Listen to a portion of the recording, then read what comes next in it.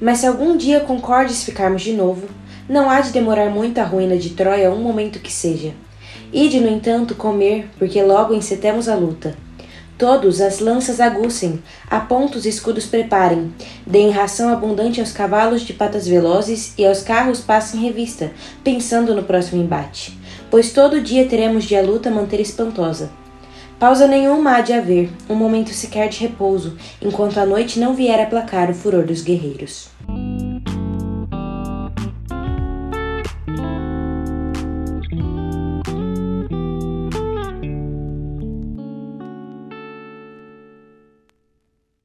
Gente, vocês repararam que teve vinheta nova? Oi gente, tudo bem? Eu sou a Lívia do Cabeceira e nesse mês da literatura clássica grega não podia faltar um dos livros mais famosos da literatura grega e eu já vou falar pra vocês qual é. Mas antes eu queria dizer que diferente da maioria dos vídeos que a gente faz aqui, onde a gente fala sobre livros onde a gente já tem a leitura concluída, dessa vez eu vou fazer um vídeo sobre um livro que eu estou com a leitura em andamento e eu estou falando de nada mais, nada menos do que a Ilíada. Gente, a Ilíada, né, é um livro aí cujos créditos da escrita foram dados a Homero, então a gente conhece como a Ilíada de Homero, que também escreveu a Odisseia, né, que são duas das obras mais famosas gregas e assim, né, nem um pouco curtas. Elas são bem grandes, aliás. Esse é o livro mais antigo, o livro conhecido mais antigo da literatura ocidental. Ele foi escrito no século 8 a.C. e como eu tava dizendo pra vocês, né, sobre o tamanho desse livrinho aqui, ele é dividido em 24 cantos e nesses cantos todos aí tem um total de 15.693. Como é que chama isso, gente? Versos? 15.693 versos. A Ilíada, acho que a maioria das pessoas sabe, vai contar a história da Guerra de Troia. Aquela tão famosa guerra que virou filme, que já virou, enfim, adaptação em diversas plataformas diferentes, diversas mídias diferentes. Mas, ao contrário do que muita gente pensa, ela não vai contar a história toda da Guerra de Troia, do início, meio e fim. Ela vai contar sobre o 9º ano da guerra, que durou 10 anos.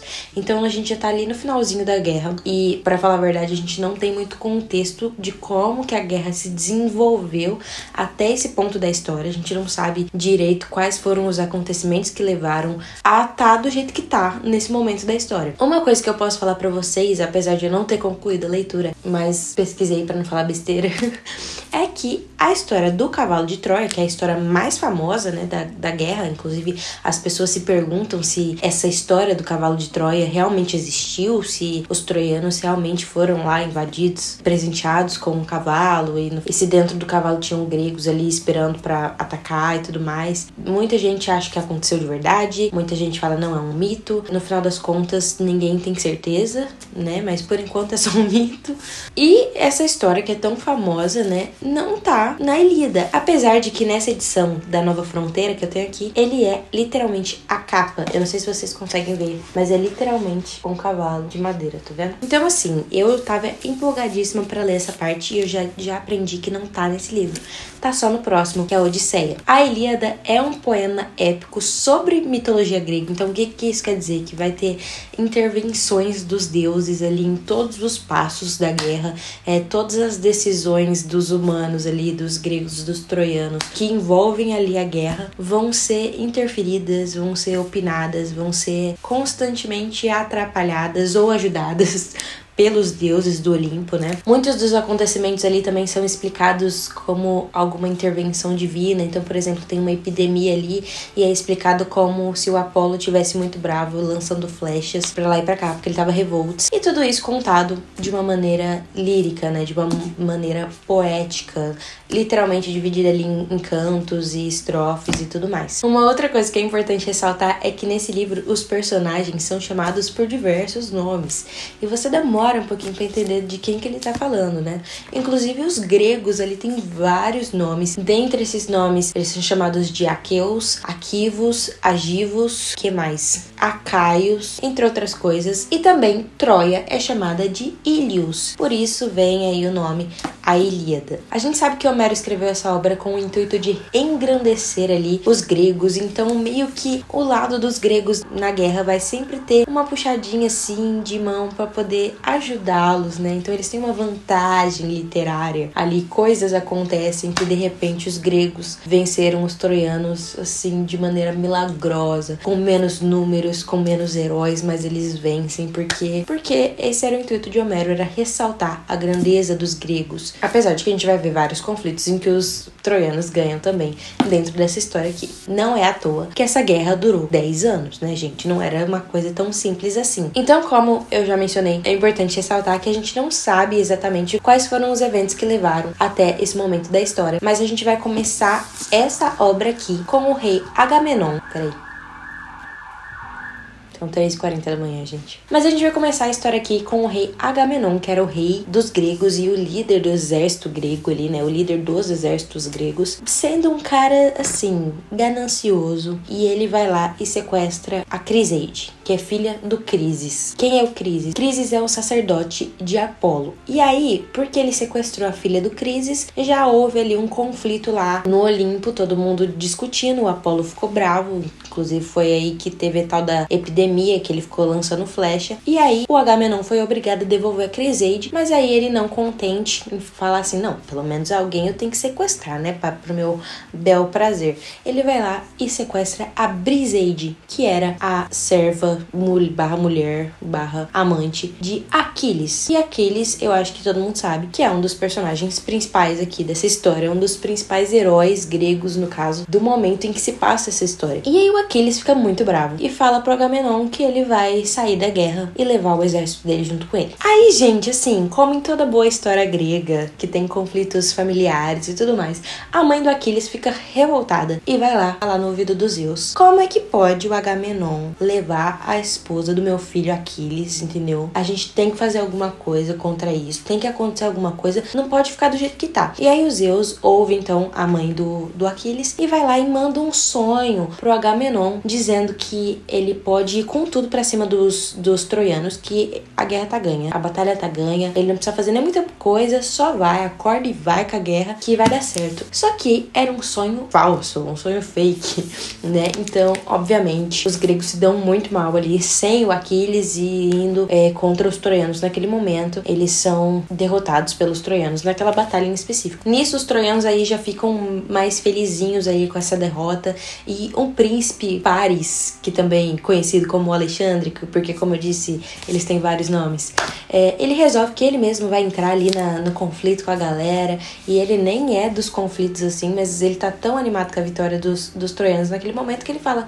bom, vamos lá, vamos desafiar a galera aí pra uma luta, e ele vai lutar contra o Menelau. E aí, gente, nesse momento da história, a gente já fica sabendo o que a tal da Helena tem a ver com a guerra de Troia. A gente descobre, então, que meio que o estopim pra essa guerra começar foi o sequestro da Helena, que era esposa de Menelau, que era o rei dos espartanos, que era o rei de Esparta, certo? Então ela foi sequestrada por Paris, que era o príncipe dos troianos, e aí ele fez dela a esposa dele e tudo mais, eles se apaixonaram, e aí começou a guerra de Troia. E aqui a gente vai ver esse conflito de Menelau e Paris, e a gente vê que o Paris foge da guerra, foge do conflito ali, a Helena fica brava com ele, os deuses começam a se revoltar de novo, cada um escolhe ali um lado, um defende o Menelau, outro defende Paris, e assim por diante. E aí, gente, a gente já vai pegando o ritmo e entendendo que cada canto vai ser um pedacinho, vai ser um acontecimento específico, um pedacinho da história que no total ali vai virar essa grande obra chamada Ilíada. E nesses cantos a gente vai acompanhar os conflitos entre vários heróis aí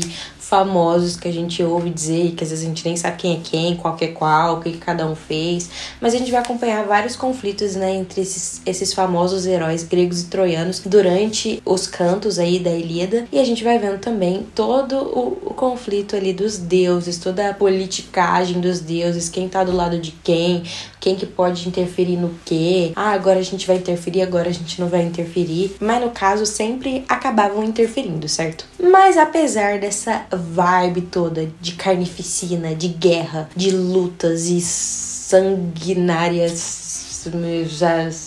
sangue, de coisas sanguinárias ali, sacrifícios e espadas e heróis e tudo mais, essa coisa épica. Eu não cheguei ainda no final, mas eu já sei que a história vai se encaminhando para um desfecho mais emocional ali, e é uma coisa mais sobre perda, empatia e sobre sensibilidade, vai mais para esse lado humano, assim, sabe? Vai ser a resolução de um conflito entre dois dos humanos aí da guerra, sem a interferência dos deuses, e como é que eles vão resolver esse conflito entre eles ali. E aí, enfim, eu sei que eu quero muito chegar nesse desfecho e ler logo. E aí, gente, a história eu vou parar por aqui, até porque, como eu falei pra vocês, eu não terminei de ler, então eu nem consigo dar muitos detalhes sem fugir um pouco, assim, sabe, do que acontece certinho e às vezes, sei lá, dar alguma informação errada pra vocês que eu não quero fazer. Eu quero muito, quando eu acabar de ler esse livro, gente, vir aqui, voltar e fazer uma continuação aí da experiência de leitura desse livro, dessa obra.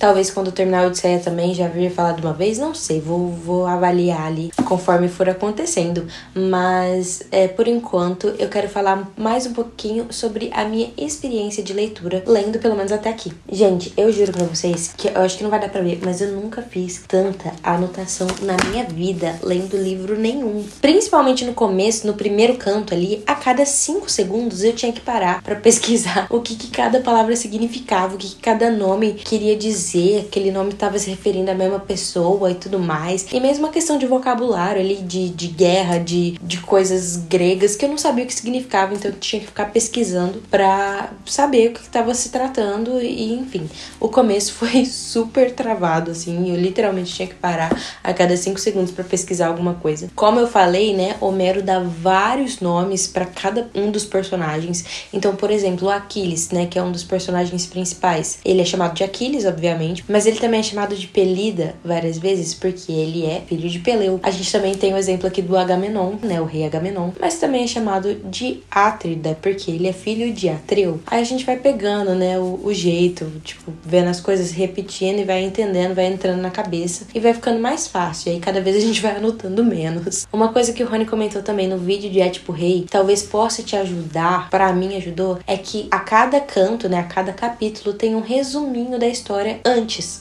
da história tem um resuminho, um parágrafo assim, meio que resumindo tudo que vai acontecer. Quando você tá lendo um teatro, eu acho que não é necessário pra você entender. Nesse caso aqui, que é um poema épico grego, entendeu? Que tem um vocabulário já um pouco difícil, muito personagem, pelo amor de Deus, nunca vi tanto personagem numa história. Eu acho que facilitou muito o meu entendimento de cada canto, lendo esses resuminhos antes. Porque a gente vai lendo os poemas, né, gente? E aí, de repente, eu falava, então, peraí, eu acho que eu tô entendendo o que ele tá falando, porque eu já vi o resumo antes. Então, facilitou muito minha vida ter esses resuminhos antes. E eu sei que é uma coisa recorrente aí nas obras gregas. E isso foi tão importante pra mim, me ajudou bastante, porque eu basicamente comecei a ler a Ilíada, gente, com quase 0% de conhecimento, tá? Eu sabia que se tratava sobre a Guerra de Troia, mas eu não sabia em qual momento da guerra se passava a história. Eu não sabia quais eram os principais heróis. Eu só sabia que tinha Helena, entendeu? Eu sabia que Odisseu participava da guerra, porque tem a Odisseia, entendeu? Mas nem sabia se ele tava nos 2 livros ou só na Odisseia, porque eu sei que a Odisseia é ele voltando da guerra. Então eu sabia que ele tava na guerra. Eu sabia do cavalo de Troia, que inclusive nem tá nessa história.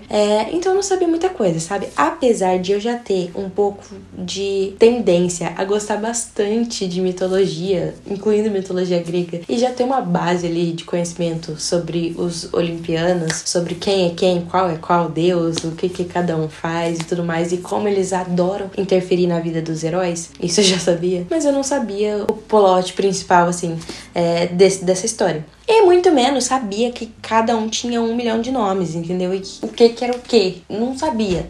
Então, pra mim, foi uma experiência, assim, muito louca, muito legal mesmo, de ir descobrindo o que cada nome significava, o que cada palavra representava, o que literalmente, cada adição no meu vocabulário aqui realmente foi acrescentando muito pra mim, e eu achei muito legal ir descobrindo essas coisas, sabe? Não foi uma pesquisa maçante, mas, ao mesmo tempo, ela toma um pouco de tempo nosso, né? Um pouco de tempo e de memória RAM do nosso sistema cerebral. E eu, sinceramente, me encontro num momento de ressaca literária, então eu não tô conseguindo ler esse livro na rapidez em que eu planejava, entendeu? Tão rápido quanto eu gostaria de ter lido. Eu tô tendo que intercalar a leitura da Ilíada com livros que não exigem tanto da minha capacidade mental e que exigem menos concentração também. Porque além disso, né, gente, além de tudo isso que eu já falei, a linguagem desse livro é muito diferentona, como vocês viram no início do vídeo, em que eu li um trechinho ali sobre a guerra. Eu peguei um dos trechos que, assim, pra mim foram mais claros e fáceis de entender, mas você vê que pelo ritmo, às vezes, tipo, a frase não acaba no final da frase, sabe? Ela continua. Então você tem que pegar o ritmo ali do jeito que ele escreve, do jeito que o Homero escreve, do jeito que funcionam esses poemas épicos. Mas depois que você pega o ritmo de leitura também vai ficando mais fácil. Tudo é uma questão de costume, de você ir entendendo como é que funciona esse tipo de escrita, esse tipo de narrativa, né? Com tantos personagens pra ajudar a gente. Essa mania dele de ficar chamando os personagens por um monte de nome diferente, eu vou ser sincera com vocês, me estressou um pouco, entendeu? Me estressou porque parece a gente tentando escrever quando a gente é criança, escrever uma história e a gente não quer ficar repetindo o mesmo nome e a gente fica dando 1 milhão de apelidos pra pessoa, pro personagem que a gente tá escrevendo. Parece isso, entendeu? Mas assim, é Homero, né? Então a gente não pode criticar. Mas como eu falei, vai ficando mais fácil. A gente vai entendendo com o tempo os padrões, né? Do que cada coisa significa e por que eles são chamados pelos pais, né? Tipo, filho de Peleu é o Pelida, filho de Atreu é Átrida. E aí a gente vai associando. Então, gente, é isso que eu tenho pra dizer hoje sobre a Ilíada. Quero muito poder voltar. E assim, eu tô doida pra terminar de ler, pra poder falar pras pessoas. Inclusive, eu tenho isso aí aqui já. Eu tô doida pra poder dizer que eu já li esses 2 calhamacinhos aqui, que vão ser, tipo assim, as leituras mais antigas, né? Os livros mais antigos que eu vou ter lido na minha vida até o presente momento, tirando a Bíblia. E como eu falei, quem sabe quando eu terminar de ler, eu volto aqui pra falar mais sobre isso. Enquanto isso, me diz se você tem curiosidade de ler Homero também e se a Ilíada é digna da sua cabeceira. Eu quero saber mais sobre o que você pensa, se você gosta de mitologia grega, gosta desses poemas épicos e tudo mais. Deixa aqui nos comentários e fique atento para os próximos vídeos. Até mês que vem. Tchau!